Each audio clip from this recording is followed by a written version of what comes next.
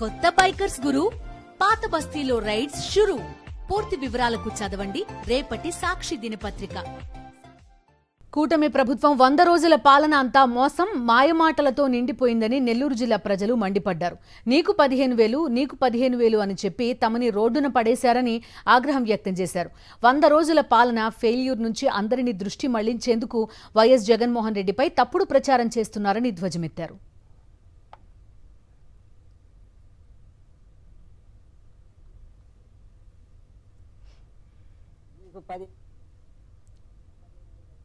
మమ్మల్ని అందరినీ ముంచిండు. ఈ రకంగా ప్రతి వాడు వచ్చి రావడం, నీకు పిల్లోడు చూచేసాలు, నీకు 10,000, నీకు 15,000, నీకు 15,000 ఎక్కడ ఉన్నాయి. ఇంతకుముందు ఏం జగన్ వేయడం లేదా?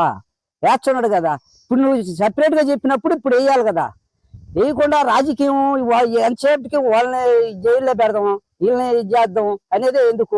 నువ్వు ఎక్కిన తర్వాత ఇదే నేను ఈ పని చేస్తున్నాను అని నువ్వు ప్రజల్లో నువ్వు మంచి పేరు తెచ్చుకుంటున్నావా? అది లేదు కదా. నువ్వు ఇంకేంది అని మేము ఎట్ట నమ్మాలా, ఎలాగా నమ్మాలి మేము? ఇంతే, ఇదే లాస్ట్ ఫైనల్. నువ్వు చేయకపోతే ఇంక నీకు గద్ద దింపడం తప్పదు.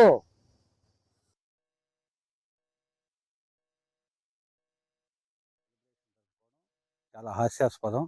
ఏంటంటే సంపద సృష్టిస్తామని చెప్పేసి ఒకటి చెప్పి ఈరోజు సంపద ఈయన వచ్చిన తర్వాత సంపద కోల్పోతున్నాం. ఈ వరదలు, రకరకాల బీభత్సాలకి, ప్రకృతి వైపరీత్యాలతో చాలా అల్లాడుతున్నాము. నెక్స్ట్ పోతే వీళ్ళు మొదట ఈ సూపర్ 6 అని చెప్పారు. అందులో ఏ ఒక్కటి కూడా అమలు కావడం లేదు. ఆర్టీసీ బస్సులు అన్నారు, ఫ్రీ ప్రయాణం అని చెప్పేసి అన్నారు. పిల్లలకి తల్లికి వందనం అని చెప్పారు.